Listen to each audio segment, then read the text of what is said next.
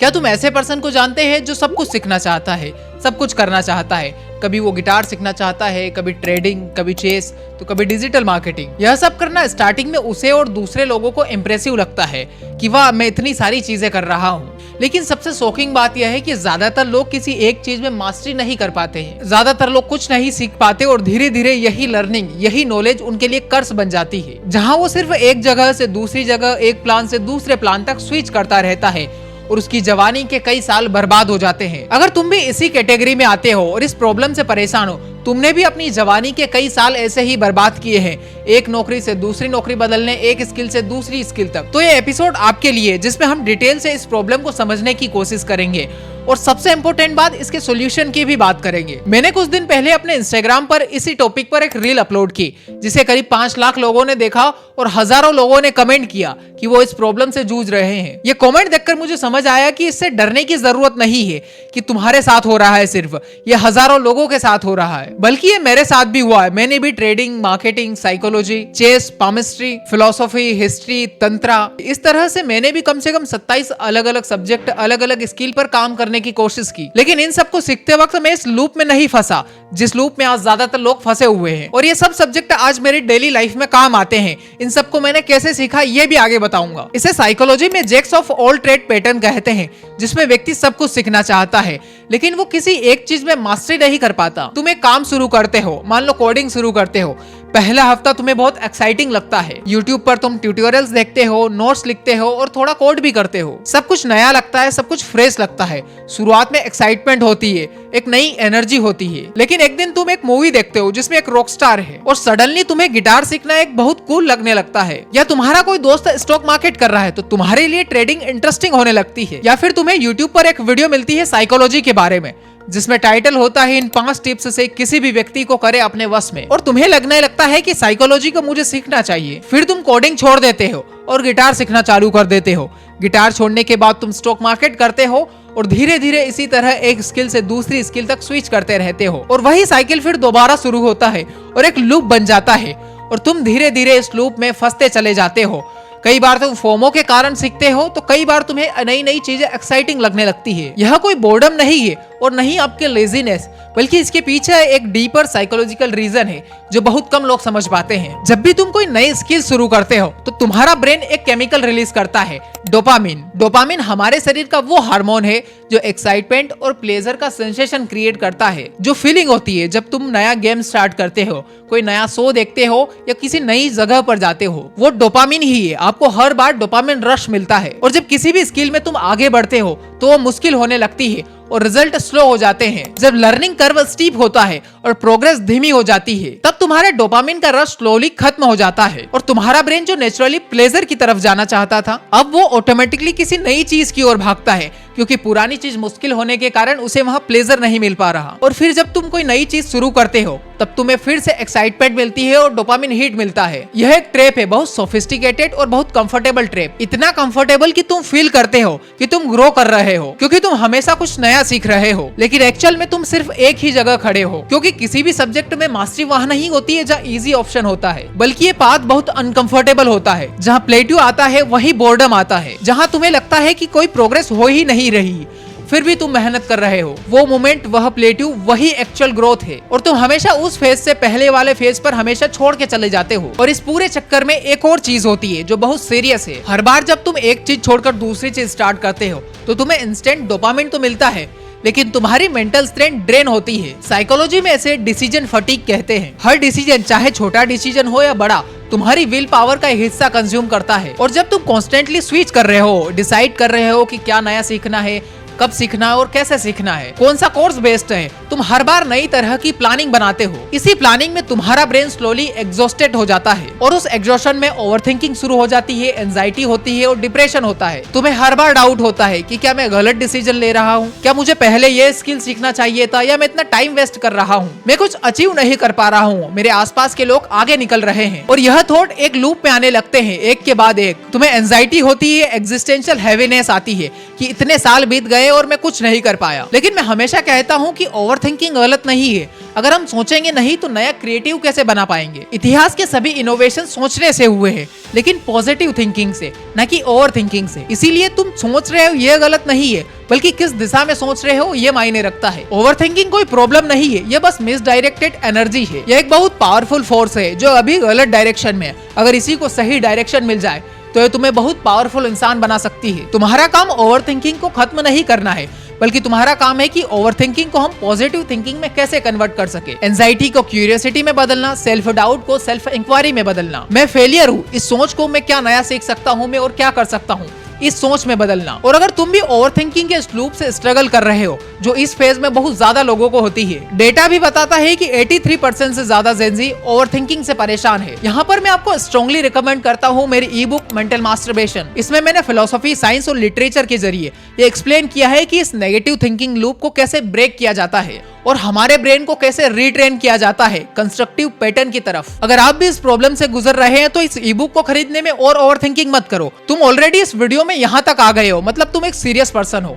इसलिए तुम्हारे लिए 30% का डिस्काउंट भी है। अगर तुम बुद्धा कूपन कोड इस्तेमाल करोगे तो तुम्हें इस बुक पर 30% ऑफ मिल जाएगा। इसलिए इसके बारे में ज्यादा सोचिए मत और लिंक डिस्क्रिप्शन में है।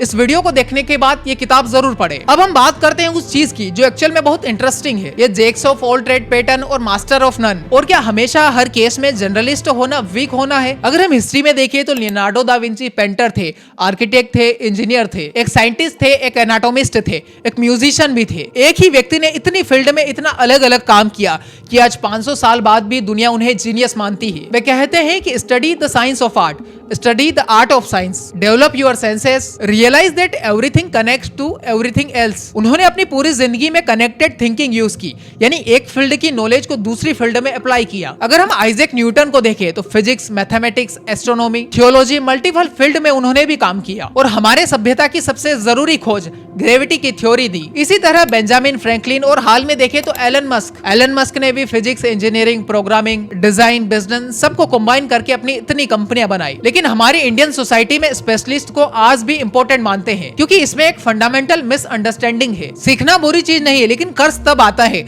जब तुम इतनी चीजें सीखते हो लेकिन एक दूसरे को उनसे इंटीग्रेट नहीं करते, जब नॉलेज सिर्फ एनसाइक्लोपीडिक हो जाती है। लेकिन हमारी दुनिया में नॉलेज तो इतनी अवेलेबल है, कोई भी ग्रेट बन सकता है। लेकिन सिर्फ बहुत कुछ जानना और बहुत सारी किताबें पढ़ना काफी नहीं है, उसे डेली लाइफ में अप्लाई करना बहुत जरूरी है। आपको दुनिया भर की किताबें पढ़ने की भी जरूरत नहीं है, आप बिना कुछ पढ़े भी बहुत कुछ हासिल कर सकते हो, न्यू इनोवेशन कर सकते हो, क्योंकि किताबें सिर्फ आपको इन्फॉर्मेशन देती है, लेकिन उन्हें अपनी जिंदगी में अप्लाई करना वो आपके हाथ में है और यह सब अपने अनुभव से ही कर सकते हैं हम। लर्निंग और बिकमिंग में बहुत बड़ा फर्क है, जिसको मैंने डिटेल में अपने न्यूज़लेटर में लिखा है, जिसका लिंक आपको डिस्क्रिप्शन में मिल जाएगा। जब आप बहुत किताबें पढ़ लेते हैं, इंटरनेट के बुद्धिजीवों को सुन लेते हैं, बहुत जानकारी इकट्ठा कर लेते हैं, सुनने में बहुत इंप्रेसिव लगता है लेकिन प्रैक्टिकली यूजलेस है। अगर तुम मल्टीपल डोमेन में जेन्युइनली कॉम्पिटेंट हो जाते हो और फिर उसे एक यूनिक कॉम्बिनेशन में इंटीग्रेट करते हो, तब तुम एक्चुअली दुनिया में रेयर बन जाते हो और कंपटीशन खत्म हो जाता है। एक रिसर्च है जिसमें 26 मिलियन साइंटिफिक पेपर को एनालाइज किया गया। रिसर्चर ब्रायन यूजी ने पाया कि जो पेपर सबसे ज्यादा इम्पैक्टफुल थे, जो सबसे ज्यादा साइट हुई, उनमें एक पैटर्न था। वो पेपर अलग अलग फील्ड की नॉलेज को एक पेपर में कंबाइन करते थे। 90% नॉलेज अपने फील्ड की और 10% दूसरी फील्ड की, और यही 10% आपको और लोगों से डिफरेंट बनाता है, और यही अटिपिकल कॉम्बिनेशन ही ब्रेक थ्रू क्रिएट करते हैं। और इसी को हम पॉलीमैथ भी कह सकते हैं, जो कई सब्जेक्ट की नॉलेज रखता हो। आप एक पॉलीमैथ आसानी से बन सकते हैं अगर इन बताई हुई स्ट्रेटेजी के अनुसार काम करते हैं। पॉलीमैथ वो होता है 3 या ज्यादा डाइवर्स फील्ड में कॉम्पिटेंट होता है और फिर उन सबको इंटीग्रेट करके एक top level unique skill set बनाता है। मल्टीपल एरियाज में 20% combine into top 1% in your niche. इसको एक एग्जांपल से समझते हैं। स्कॉट एडम दुनिया का बहुत पॉपुलर कॉमिक है। वो खुद कहते हैं कि वो दुनिया के सबसे फनी इंसान नहीं थे और न ही दुनिया के सबसे अच्छे कार्टूनिस्ट थे और सबसे एक्सपीरियंस कॉर्पोरेट पर्सन भी नहीं, लेकिन उन्होंने ये 3 चीजें कंबाइन की। एवरेज लेवल का उनका ह्यूमर, एवरेज लेवल की इनकी ड्राइंग और कॉर्पोरेट वर्ल्ड का फर्स्ट हैंड एक्सपीरियंस। कॉम्बिनेशन में पूरी दुनिया में उनका कोई कंपटीशन नहीं था, कोई और था ही नहीं जो इन तीनों को एक साथ कर सके, और यही उन्हें सबसे ग्रेट बनाता है और यही उन्हें पॉपुलर बनाता है। वो अपनी बुक में लिखते हैं कि अगर तुम एक्स्ट्रा ऑर्डिनरी बनना चाहते हो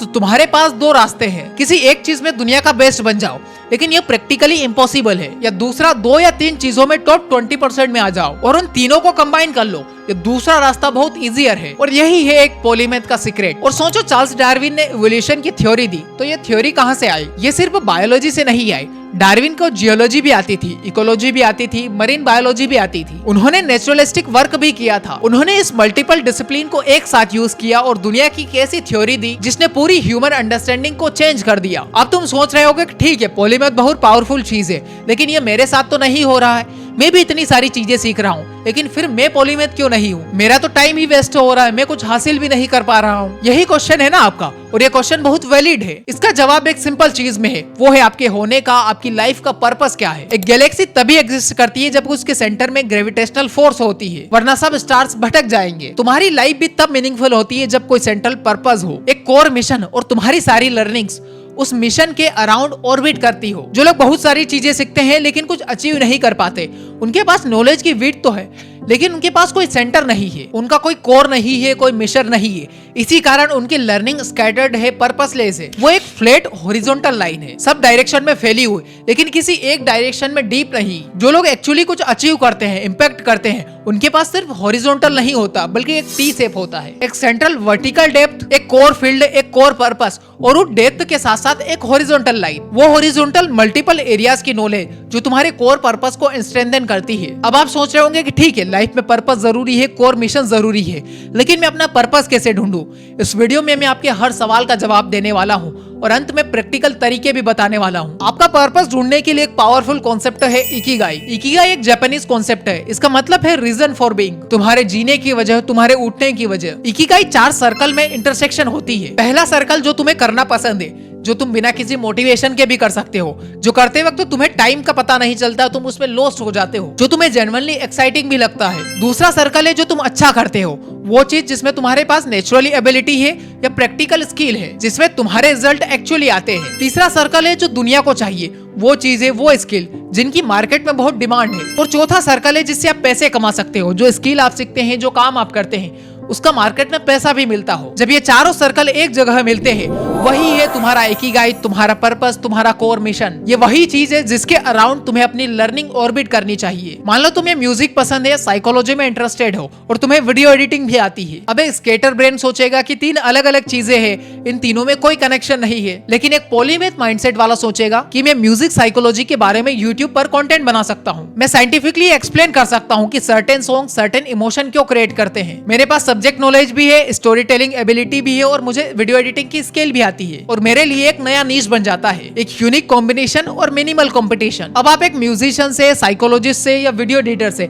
इन तीनों से ज्यादा वैल्यू दे पाओगे और इनसे बेस्ट कर पाओगे, और यही है इकिगाई इन एक्शन। लेकिन इसे प्रैक्टिकली फाइंड करने के लिए तुम्हें क्या करना है? एक सिंपल एक्सरसाइज करो। एक कागज लो जिसमें 4 कॉलम बनाओ। कॉलम 1 में उन चीजों की लिस्ट बनाओ जिनमें तुम जेन्युइनली इंटरेस्टेड हो, चाहे वो लॉजिकल लगे या न लगे। कॉलम 2 में उन चीजों की लिस्ट बनाओ जिनको लेकर कभी तुम्हारी फैमिली ने, तुम्हारे फ्रेंड्स ने अप्रिशिएट किया हो, जिसमें तुम्हें नेचुरली रिजल्ट्स मिले हो। कॉलम 3 में उन प्रॉब्लम की लिस्ट बनाओ जिनकी दुनिया में डिमांड है, जो तुम्हें बॉदर करती है। कॉलम 4 में उन चीजों की, उन स्किल की लिस्ट बनाओ जो दुनिया में बहुत अच्छा पैसा देती हो। अब इन सबको देखने की कोशिश करो कि कहाँ ओवरलैप है। कोई एक टॉपिक जो इन तीनों या चारों कॉलम में आता है, वही तुम्हारा स्टार्टिंग पॉइंट है, वही तुम्हारा कोर है, जिसके अराउंड तुम्हें अपनी स्किल बिल्ड करनी है। अब हमें एक और चीज समझते हैं जो बहुत इंपॉर्टेंट है। अब फिर तुम्हारा जब एक बार कोर पर्पस क्लियर हो जाए, तो तुम एक बार में सिर्फ एक ही स्किल सीखो जो उस कोर पर्पस को डायरेक्टली सर्व करती हो। एक टाइम में सिर्फ एक ही चीज। मैं ये नहीं कह रहा हूँ कि तुम सिर्फ एक ही चीज सीखो, मैं कह रहा हूँ कि स्पेसिफिक टाइम पीरियड में एक स्पेसिफिक प्राइमरी फोकस होना चाहिए, एक मेन स्किल होनी चाहिए जिसमें तुम डेप्थ क्रिएट कर रहे हो। बाकी लर्निंग, बाकी स्किल उस डेप्थ को सपोर्ट करने के लिए होनी चाहिए, उस टी शेप की तरह। ह्यूमन ब्रेन मल्टीटास्किंग के लिए डिजाइन नहीं है, यह मीथ है।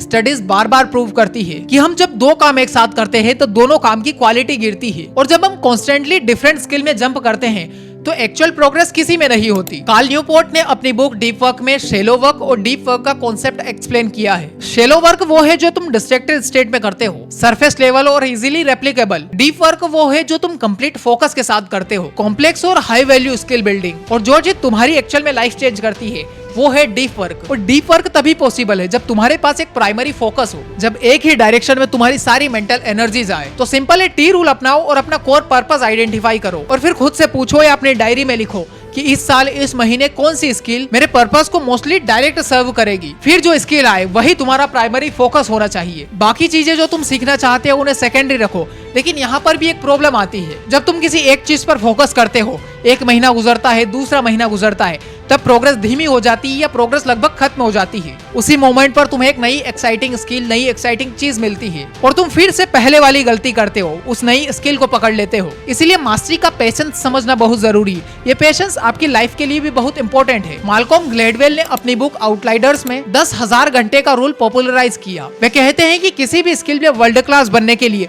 तुम्हें 10,000 घंटे डेलिब्रेट प्रैक्टिस चाहिए। अब ये नंबर एग्जैक्टली सही है या नहीं, इस पर डिबेट है, लेकिन अंडरलाइनिंग प्रिंसिपल सही है। किसी भी चीज में मास्टरी टाइम लेती है, रियल स्किल डेवलपमेंट बहुत स्लो होती है और वही स्लोनेस आपको फ्रस्ट्रेटिंग लग सकती है। लेकिन यहाँ पर एक फिलोसॉफिकल ट्रूथ है जो तुम्हें समझ लेना चाहिए। आपके लिए कौन वैल्यूबल होगा? वो व्यक्ति जिसने हर बार मुश्किल फेज में आकर छोड़ दिया, या वो व्यक्ति जिसने मुश्किल फेज में भी अपने पैर जमाए रखे? मार्केट में पहले वाले लोग बहुत ज्यादा मिल जाएंगे, लेकिन दूसरी कैटेगरी के बहुत कम मिलेंगे। जब तुम कोई स्किल प्लेटू पर आते हो, जब स्लो हो जाती है, तो एक्चुअली ये एक फिल्टर है। इस लेवल पर बहुत लोग क्विट कर देते हैं। अगर तुम ये लेवल क्रॉस कर देते हो तो यहाँ से जो अगला लेवल आता है उसमें ड्रास्टिकली कंपटीशन कम हो जाता है। एक नदी की तरह सोचो, नदी वहाँ पर पावरफुल होगी जहाँ पर वो सबसे ज्यादा संकरी होगी, जहाँ कॉन्सेंट्रेटेड फ्लो होता है। जब एक बड़े मैदान में फैलती है तो शेलो और स्लो हो जाती है। तुम्हारी एनर्जी भी इस नदी की तरह ही है, जब एक जगह कॉन्सेंट्रेट होती है तो पावरफुल बन जाती है। अब मैं आपको एक प्रैक्टिकल टिप देता हूँ जो आपकी लाइफ में हर जगह काम आएगा, जिसने मेरी जिंदगी में बहुत चेंज लाया है और शायद इसी कारण मैं इतनी सारी चीजें सीख पाया। और यह है मेडिटेशन। मैंने करीब 2 साल मेडिटेशन किए हैं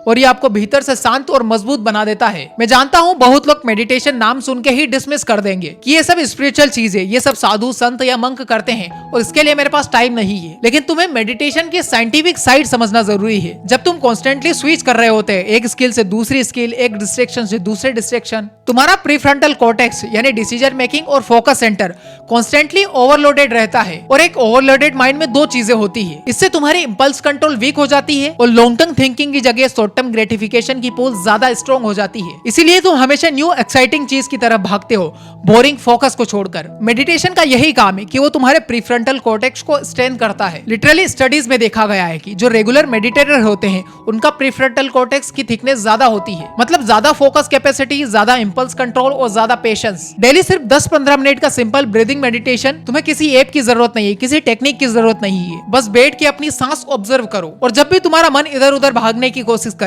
उसको अपने सांस पर ले आओ। यह एक सिंपल प्रैक्टिस है जो एक्चुअली ब्रेन को रिवायर करती है। एक और चीज, मेडिटेशन सिर्फ फोकस के लिए नहीं है। मेडिटेशन एक स्पेस क्रिएट करता है तुम्हारे रिएक्शन और तुम्हारे एक्शन के बीच। जब भी कोई एक्साइटिंग स्किल सामने आती है तो मेडिटेशन करने वाला व्यक्ति रिएक्ट नहीं करता, वो ऑब्जर्व करता है कि एक्साइटमेंट रियल है या सिर्फ डोपामिन चेज है, यह मेरा पर्पस सर्व करता है या नहीं, वो स्पेस। और यही है विजडम। अब हम बात करते हैं कि अभी तक बताइए आपने सभी चीजें कर ली, core, clear purpose, integration, thoughtful, focus, discipline, तो अब तुम मल्टी चेजर नहीं बल्कि एक रियल पॉलीमैथ बन जाते हो। पॉलीमैथ होने के भी कई फायदे हैं। अब तुम रेयर हो जाते हो, समझो डिमांड और सप्लाई की तरह। अगर एक स्किल बहुत लोगों के पास है तो उसकी वैल्यू कम हो जाएगी, लेकिन अगर तुम्हारे पास एक ऐसा कॉम्बिनेशन है जो प्रैक्टिकली सिर्फ तुम्हारे पास ही है तो तुम्हारा कोई सब्स्टिट्यूट नहीं होगा, तुम्हें कोई रिप्लेस नहीं कर पाएगा। और जिसको रिप्लेस करना इम्पॉसिबल हो उसकी वैल्यू अपने आप बढ़ जाती है। तब तुम फ्यूचर प्रूफ हो जाते हो। सोचो क्या 15 साल पहले कोई जॉब थी सोशल मीडिया मैनेजर की, यूट्यूब कंटेंट क्रिएटर की या डेटा साइंटिस्ट की? नहीं थी। इन सब जॉब का कोई एग्जिस्टेंस ही नहीं था। ऐसे ही आगे 15 साल बाद क्या होगा कोई नहीं जानता। जो स्पेशलिस्ट है नैरो फील्ड में उनका करियर फ्रेजाइल है, लेकिन जो पॉलीमैथ है जिसके पास मल्टीपल डोमेन की अंडरस्टैंडिंग है वो हर बार नए कॉम्बिनेशन बना लेता है जैसे ही एनवायरमेंट चेंज होता है, और यही चेंजेस करने की एबिलिटी उसे और स्ट्रॉन्गर बनाती है। तब तुम कॉम्प्लेक्स प्रॉब्लम सोल्व कर सकते हो, दुनिया की सबसे बड़ी प्रॉब्लम जैसे climate change, health care, poverty, education. यह किसी एक फील्ड की प्रॉब्लम नहीं है। इन्हें सोल्व करने के लिए आपको मल्टीपल डोमेन की अंडरस्टैंडिंग चाहिए,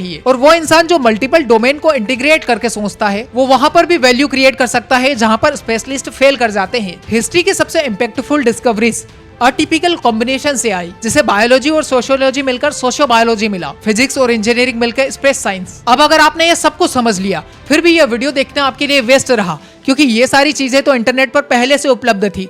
मैंने कुछ जो चीजें बताई वो भी शायद पहले से उपलब्ध होगी, लेकिन सबसे जरूरी मुद्दा ये है कि इससे आपके जीवन में कैसे फायदा होगा। सब लोग इसके बारे में वीडियोस बनाते हैं, लेकिन फिर भी अभी तक आपके जीवन में कोई फायदा क्यों नहीं हुआ? क्योंकि मैंने पहले ही बताया कि लर्निंग और बिकमिंग में बहुत बड़ा फर्क है। और लर्निंग आसान है लेकिन बिकमिंग बहुत मुश्किल है। उसके लिए आपको प्रैक्टिकल एक्शन लेने होते हैं। इसीलिए आगे हम प्रैक्टिकली समझेंगे कि इन सब चीजों को आपको कैसे इंटीग्रेट करना है, कैसे आगे बढ़ाना है। आगे मैं जो बताऊंगा आप खुद से नहीं कर सकते, तो इस फ्रेमवर्क का पीडीएफ भी मैं आपको डिस्क्रिप्शन में दे दूंगा, जिसे डाउनलोड करके आप सिंपली फिल कर सकते हो। इस फ्रेमवर्क पीडीएफ का आप प्रिंट भी निकाल सकते हैं। स्टेप 1, अपना इकिगाई आइडेंटिफाई करो। इकिगाई आइडेंटिफाई कैसे करना है इसकी एक्सरसाइज मैंने पहले बता दी है। वही 4 कॉलम्स और ओवरलैप ढूंढो, अपना कोर पर्पस क्लियर करो। दूसरा स्टेप है, जब आप इकिगाई से अपना पर्पस फाइंड कर लो तब अपनी एक प्राइमरी स्किल चूज करो। तुम्हें लिखना होगा कि इस वक्त मेरी एक प्राइमरी स्किल क्या हो सकती है जो डायरेक्टली मेरे उस पर्पस को सर्व करे। उसी एक स्किल पर फुल फोकस लगाओ, बाकी सब सेकेंडरी रखो। तीसरा स्टेप है, अपना एक टाइम फ्रेम सेट करो, मिनिमम 3 महीने एक स्किल पर, फ्लक्चुएशन नहीं। इस टाइम फ्रेम में जब भी तुम्हें कोई नई चीज अट्रैक्टिव लगे तो उसे एक नोटपैड में लिखो, फिर अपनी एक प्राइमरी स्किल पर आओ। यह लिस्ट तुम्हारी क्यूरियोसिटी को ऑनर करेगी बिना तुम्हें डिस्ट्रैक्ट किए, क्योंकि तुमने जो भी डिस्ट्रैक्टिंग आइडियाज है उन्हें एक नोट में लिख लिया आगे करने के लिए। चौथा स्टेप है, डेलिब्रेट प्रैक्टिस करो, कैजुअल लर्निंग नहीं। यूट्यूब पर रैंडमली ट्यूटोरियल्स देखना एक कैजुअल लर्निंग है। एक स्पेसिफिक स्किल गैप आइडेंटिफाई करना, उस गैप को टारगेट करके प्रैक्टिस करना, फीडबैक लेना, एडजस्ट करना, यह है डेलिब्रेट प्रैक्टिस। सिर्फ डेलिब्रेट प्रैक्टिस ही मास्टरी बिल्ड करती है। पांचवा स्टेप जो मेरी तरफ से आपके लिए बहुत जरूरी है, हर दिन 10 से 15 मिनट मेडिटेशन शुरू करो। बिल्कुल सिंपल है, अपने ब्रीदिंग को ऑब्जर्व करो। 1 महीने तक कंसिस्टेंटली करोगे तो डिफरेंस तुम्हें खुद दिखेगा। अगर आपको 1 महीने तक इस मेडिटेशन से फर्क दिखता है तो 1 महीने बाद वापस इस वीडियो पर आओ और अपने एक्सपीरियंसेस कमेंट में बताओ, ताकि दूसरे लोगों को भी ये करने का मोटिवेशन मिले। और अगर आप इसको डिटेल में जानना चाहते हैं तो इस चैनल को सब्सक्राइब कर लीजिए, क्योंकि हम मेडिटेशन पर एक डिटेल वीडियो बनाने वाले हैं। छठा स्टेप है, इंटीग्रेशन पॉइंट ढूंढो। जब भी कोई सेकेंडरी स्किल स्टार्ट करो तब ये देखो कि ये मेरी प्राइमरी स्किल को कैसे स्ट्रॉन्ग करेगी। अगर आंसर क्लियर नहीं है तो उस सेकेंडरी स्किल को अभी छोड़ दीजिए। मैं दावे के साथ कह सकता हूँ कि अभी तक बताए 6 स्टेप फ्रेमवर्क आपने अच्छे से अप्लाई किए तो आप इस प्रॉब्लम से बाहर निकल पाएंगे और इस प्रॉब्लम को अपने फायदे के लिए यूज कर पाओगे। इस 6 स्टेप फ्रेमवर्क की पीडीएफ के लिए आप डिस्क्रिप्शन चेक कर सकते हैं, वहां आपको इसका लिंक मिल जाएगा। सीधा आप इसको डाउनलोड करके प्रिंट भी कर सकते हैं, लेकिन मेरा सुझाव रहेगा कि मेरी इस दी हुई पीडीएफ को डाउनलोड करने की बजाय आप खुद बनाएं। अगर आप इस फ्रेमवर्क को बनाते हो या पीडीएफ प्रिंट करके उसमें फिल करते हो तो इसे अपने इंस्टाग्राम स्टोरी पर जरूर लगाइए और हमें मेंशन जरूर कीजिए। हमारा इंस्टाग्राम हैंडल आपको स्क्रीन पर दिख रहा होगा। अब एक और आखिरी और जरूरी बात, यह पूरा स्ट्रगल, सब कुछ सीखने की चाहत, स्केटेड रहना, कुछ अचीव नहीं कर पाना, यह सिर्फ करियर प्रॉब्लम नहीं है बल्कि एग्जिस्टेंशियल प्रॉब्लम है। यह मैं कौन हूँ, जिंदगी का मतलब क्या है, यह प्रॉब्लम है। इस चैनल पर हम फिलोसफी की बात करते हैं, इसलिए इस प्रॉब्लम को लेकर फिलोसोफर्स क्या सोचते थे, उनके क्या आइडिया है, ये जानने वाले हैं। एंशिएंट ग्रीक फिलोसोफर एक कॉन्सेप्ट देते हैं यूडोमोनिया का। इसका अक्सर ट्रांसलेशन हैप्पीनेस से होता है, लेकिन इसका रियल मीनिंग है फ्लोरिशिंग, अपनी फुल पोटेंशियल में जीना, अपनी हाईएस्ट कैपेसिटीज को एक्सप्रेस करना। अरस्तु कहते हैं कि यूडोमोनिया तब मिलता है जब तुम वो करते हो जो तुम्हारे नेचर के अगेंस्ट नहीं है, जब तुम्हारे एक्शन तुम्हारी डीपेस्ट वैल्यू के, तुम्हारे स्कोर पर्पस से अलाइन हो। और यही प्रॉब्लम है स्केटर्ड लर्निंग में, वो तुम्हारे नेचर के अगेंस्ट नहीं। एक्चुअली क्यूरियोसिटी तुम्हारा नेचर है, सीखना तुम्हारा नेचर है, लेकिन वो क्यूरियस एनर्जी एक पर्पस से डिस्कनेक्टेड है। वो उस रिवर की तरह है जो डायरेक्शन नहीं जानती, सब जगह इधर उधर बहना चाहती है। जब तुम अपना कोर पर्पस ढूंढ लेते हो तब तुम अपनी लर्निंग को इंटेंशनल बनाते हो, तुम अपनी क्यूरियोसिटी को रेस्पेक्ट करते हो और उससे साथ में मीनिंगफुल भी बनाते हो। यह रिप्रेशन नहीं बल्कि चैनलिंग है, डायरेक्शन है। रोमन एम्पायर मार्कस ऑरेलियस जो एक स्टोइक फिलोसोफर थे, उन्होंने लिखा था कि हर मिनट को उस चीज पर कंसंट्रेट करो जो तुम्हारे सामने है, पूरी जेन्युइननेस और पूरी सीरियसनेस के साथ। 2 काम एक साथ करने की कोशिश नहीं और ना ही 2 स्किल एक साथ मास्टर करने की कोशिश। जो तुम्हारे सामने है उसमें जेन्युइनली, सीरियसली, डीपली एग्जिस्ट करो। और यही मास्टरी की फिलोसफी है। सब कुछ सीखना सुपरफिशियली बिना किसी पर्पस के एक ट्रैप है जिसमें तुम्हारा डोपामिन चेज होती है, मास्टरी नहीं। लेकिन पॉलीमेथ होना यानी मल्टीपल स्किल डेवलप करना और उन्हें थॉटफुल इंटीग्रेट करना, और यही एक्चुअल सुपर पावर है। हमारी हिस्ट्री के सबसे इम्पैक्टफुल लोग इसी मॉडल का यूज करते थे। डिफरेंस सिर्फ पर्पस का है। स्केटर्ड क्यूरियोसिटी एक बर्डन है, पर्पसलेस क्यूरियोसिटी एक गिफ्ट है। इकिगाई से अपना पर्पस ढूंढो, एक प्राइमरी स्किल चूज करो, डीप जाओ और एक प्लेट्यू पर मत रुको। और जब तुम उस प्लेट्यू से आगे निकलते हो, उस फेज से आगे निकलते हो, तब तुम ऐसी जगह पहुंचते हो जब बहुत कम लोग होते हैं। डेली मेडिटेशन करो। इस एक हैबिट ने कई लोगों की जिंदगी बदली है। जो चीज तुम फील कर रहे हो, फ्रस्ट्रेटेड, स्केटर्ड, की इतने साल बर्बाद हो गए, यह फीलिंग सिर्फ सिग्नल है, पनिशमेंट नहीं। आप इसे बदल सकते हैं। मैं हमेशा कहता हूँ कि हर इंसान में संभावना होती है, बस उसे एक सही डायरेक्शन चाहिए होता है। और शायद इस वीडियो से आपको वो डायरेक्शन मिल गया होगा। अगर आपको ये वीडियो पसंद आया हो तो आप इसे लाइक कर सकते हैं। अगर आप ऐसे ही फिलोसॉफिकल और लाइफ चेंजिंग वीडियो देखना चाहते हैं तो इस चैनल को सब्सक्राइब भी कर सकते हैं। अगर आप वीडियो देखने की बजाय हमारा वीकली न्यूज़लेटर भी पढ़ना चाहते हैं तो उसका भी लिंक आपको डिस्क्रिप्शन में मिल जाएगा। अगर आपने ये वीडियो यहाँ तक देखा है तो हमें बताइए कि हम वीडियो को और कैसे बेहतर बना सकते हैं, क्या इस वीडियो में कमी थी और क्या अच्छी चीजें थी।